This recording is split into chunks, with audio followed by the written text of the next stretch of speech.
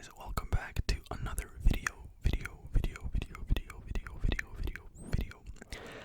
Today's video or topic was suggested by Jordan King, as you can see right there. And thank you so much, Jordan, if you're watching, for the comment. I appreciate it. And if you want to see me make videos on something you suggested, then just drop it down in the comment section below, and then it's automatically entered into my notes, where I have a list of videos or future videos that I'm gonna make. So anything you guys comment, they're written into the notes, every single one of them. The suggestions, and yeah. So if you want to see that, drop it down below. And if you see something that you think is interesting that's already written down, give it a like. Then I'll know, like, okay, 2-3 people want to see this. That's more than enough. Even if it's no likes, I'll still do it. You know what I mean? So no worries. But yeah.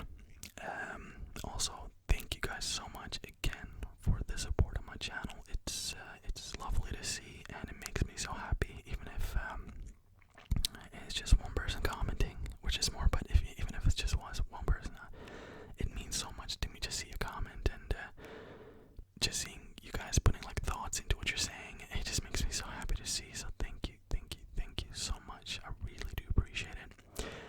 So yeah, and today I'll be talking about two very different cryptids, and these have fascinated me for a very long time. You know, especially the first one. I mean, the second one also has fascinated me for a very long time, but the first one is really odd. I think you'll agree with me on that. If you're used to just listening to these videos, I suggest that you watch this one, because I have some very strange things to show you. So yeah, I hope I'll be able to teach you guys something new today, and hopefully for it to be relaxing. You know, that's the goal of these videos. And I'll have some like creepy videos, like demons attack my mother. Like, not the most relaxing, but hopefully this one will be a little bit more calmed down. It's not anything demonic or anything like that. It's just very fascinating in my opinion. So yeah, without any further ado, let's get right into it. The first cryptid is called the Fresno Nightcrawlers. Now, this first cryptid is also considered by some to be some form of alien, which I guess you'll see why in a second, you know, due to its weird nature. This story started all the way back in 2007, when a paranormal investigator was called up by a television network named Univision. The reason for them calling was because a man named Jose, who lived in Fresno, California, had recorded something bizarre the night before on one of his security cameras outside of his house. So, quick recap. There's this guy named Jose, right? And I'll explain it later, but he had caught something so bizarre that he did not know what to do. So I'm assuming he called up the news station. Kind of want to, you guys want to broadcast this? Maybe someone knows anything. And they ended up calling this paranormal investigator, who ended up kind of bringing attention to this more mainstream. Kind of brought the attention to it a bit more, which was good, because this video is bizarre. I think even if he had just posted this video online, it would have gone viral, but because it's that bizarre. So they went ahead and interviewed Jose, where he explained that the reason why he even had the security camera outside in the first place was because someone had attempted to rob him in the past, so it was put out there for safety reasons. So it's like the first thing you gotta ask, like, why do you even have a security camera? It seems a bit convenient. You know, have those ghost videos online where like someone just like randomly recording a chair, and 10 seconds in it starts to move. It's like, why did you start recording the chair in the first place, kind of a thing. So, but this seems like a very logical explanation, especially in that area. It's important to have these cameras up in case you never know when you'll need it. So I guess in America it's pretty common to have these security cameras outside of your house. So that didn't raise any red flags by me, at least. So he had explained that night he had fallen asleep, only to be woken up by his dog, who was barking pretty aggressively. Thinking it could be another robbery attempt, he glanced to the monitor. So he had this monitor, which had the live video feed of the camera, and he saw, well, this that showed a live feed, of the security camera. What he saw is still unexplained to this day. I mean, you can obviously tell. I mean, just by looking at that, it doesn't look like anything.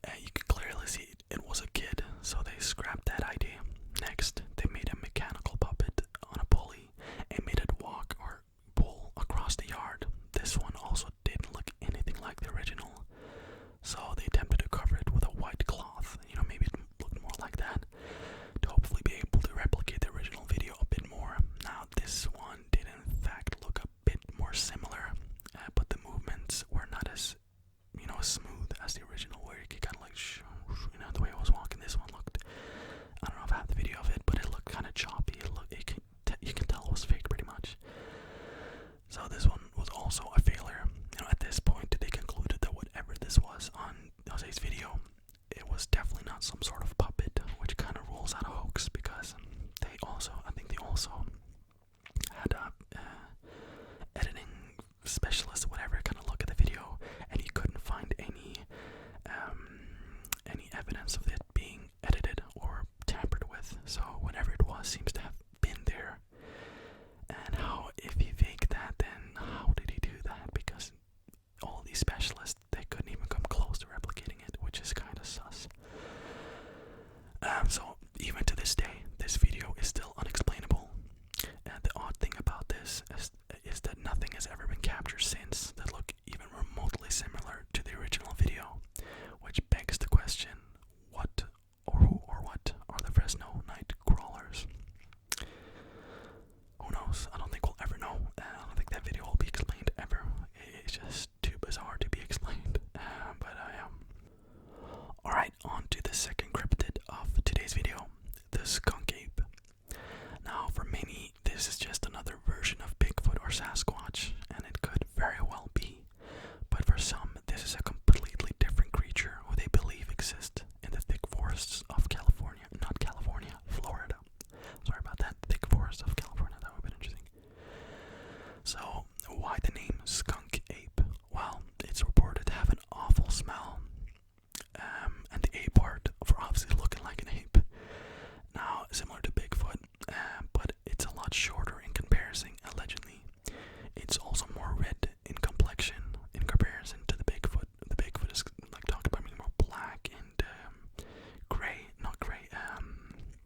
brown in color, the fur. But this one is apparently a bit more red. Now, stories of the Skunk Ape has been around for centuries, which to me, always when I read this, if it's been around for a very long time, just like when I did a video about Loch Ness, it's been around for a very long time. So I'm just trying to fix the lighting here because it really annoys me. It's been around for a very long time, and it's not something new like a creepypasta that popped up on the internet in 2006. You know what I mean? This is a real thing allegedly that's been seen or has been talked about for centuries, which is very creepy, and it gives a lot of credibility to it, in my opinion. Some of the sightings of the Skunk Ape go as far back as 1818, where it was reported a large ape or monkey raided food stores and stalked fishermen. As I said, to me, this gives it a lot more credibility. And I do think there's something to this. I don't think it's fake, as some people think, but what do I know? I'm not an expert. This is my opinion. Reports of the Skunk Ape were particularly common in the 1960s and 1970s. In 1974, sightings of a large, foul-smelling, hairy ape-like creature, which ran upright on two legs, were reported in the suburban neighborhoods of Dade County, Florida. Which is interesting. Like, it always has like a period where it goes really hot. You know, the sightings just start like the same thing with the Mothman. If you've seen the video, just like out of nowhere, like 1,000 people were looking for this a day. I mean, it was crazy. Just like, you know, it just, they have periods, I guess, where they are more visible. They make mistakes. Maybe more people see them. I don't know if if they're smart enough to like learn and they don't make those mistakes again. I don't know, but yeah. So I decided to look into some people who have almost made their life goal to hunt for this notorious creature. And one of these people, his name is Dave Shaley. I think Dave Shaley. He first saw Skunk Ape when he was 10 years old while deer hunting with his brother back in 1974. Talking about what happened, he explains, quote, "I was walking across the swamp and my brother spotted it first, but I couldn't see it over the grass. I wasn't tall enough. So my brother picked me up and I saw it about 100 yards away. We were just kids, but we'd heard about it and we knew for sure what we were looking at. It looked like a man, but completely covered with hair." Now, he and his brother then proceeded to stare at the creature before it started raining and the creature scurried away back into the forest. And this encounter has sparked a 35+ years obsession with the Skunk Ape, and he's relentlessly pursued it ever since that first sighting all the way back in 1974. And I see that with a lot of things I've seen, when I research the Yeti.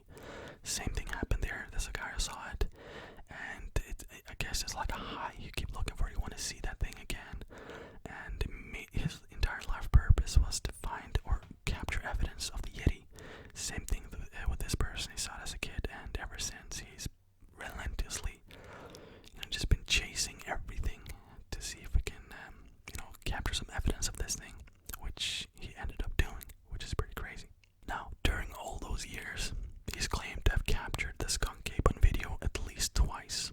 In this video from July of 2000, you can see either a man in a gorilla suit or a real recording of the Skunk Ape, which you're seeing the video now. You can kind of, I'm not going to play the full thing, it's like 2 minutes, but I don't know, like, if it is a real Skunk Ape, it's going to look like a man in a gorilla suit, isn't it? I mean, you know what I mean? It's going to look like that. Doesn't mean that it is a man in a gorilla suit.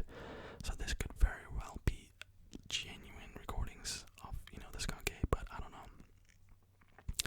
Now, Sheely notes that at the time, the swamp was covered by over a foot of water, making the animal's speed, which he estimates to be around 22 miles per hour, impossible for any human to achieve, meaning it was so filled with water and just gunk, that you wouldn't be able to move your legs fast enough to get that speed, which I guess is a good point, but I don't know if it's impossible, but definitely would be difficult for a human to move that speed if what he's saying is true, that it was very high in water.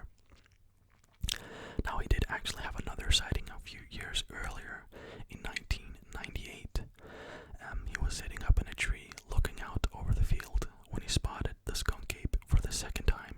Talking about this, he explains, "I heard something splashing in the water. Splash, splash, splash. At first, I thought it was a person, but then around from 100 yards away, I saw it coming towards me. It was a Skunk Ape, the same as I saw when I was a kid." As it walked by, unaware of being observed, he shot several photos of it, watching it disappear into the nearby tree hummock. Later, he returned and made a concrete cast of its footprint, which you can see here. Now, there's been plenty of pretty believable sightings throughout the years. You have one famous one that happened in 1997, when passengers on a tour bus traveling through the preserve claimed they spotted the animal. All the people on the bus, which was, I think was on 30 or 40 people, claimed to have seen the same thing. They claimed to have seen the Skunk Ape, and when you have a mass sighting like that, it's kind of like, imagine they're all faking it. 30, 40 people that don't even know each other. Let's fake this. Like, no, like, that's not gonna happen. They saw something. What it was, God knows what. But yeah, they definitely saw something. Now, there are, of course, people who think this is just a bunch of nonsense, and that includes actually the United States National Park Service, who considers the Skunk Ape to be a hoax, but they would consider that a hoax, would they? Like, it's like people who believe that the president knows about the UFOs. They're not gonna come out, yes, you're correct. You know what I mean? Of course, you're gonna be professional and consider that a hoax. That doesn't mean that it is. They don't know everything. Many skeptics also point out that the majority of these sightings are probably just misidentifications, mostly of black bears, which I can actually agree to some point. Some black bears are known to stand on two legs. I'll see if I can find some pictures or videos of that.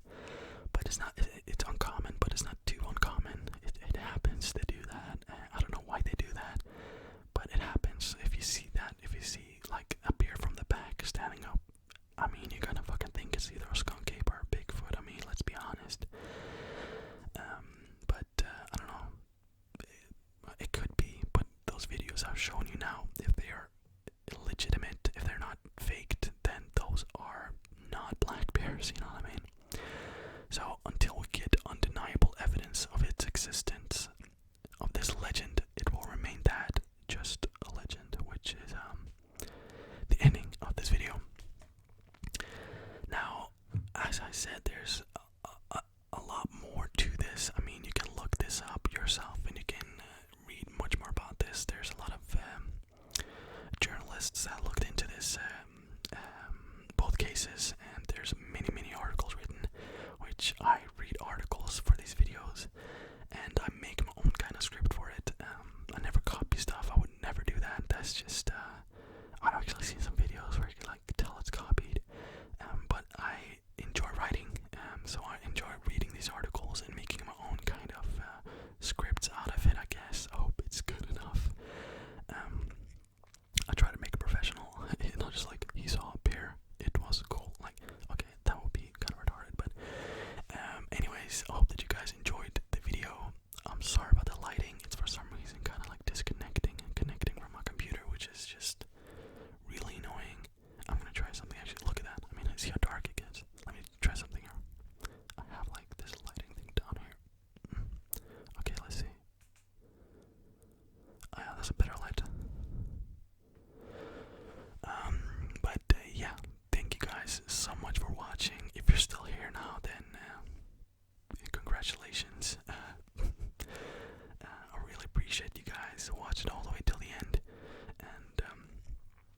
it means a lot because I put a lot of work into these videos, and I know that some of you guys want to see longer videos, and I really do try my best.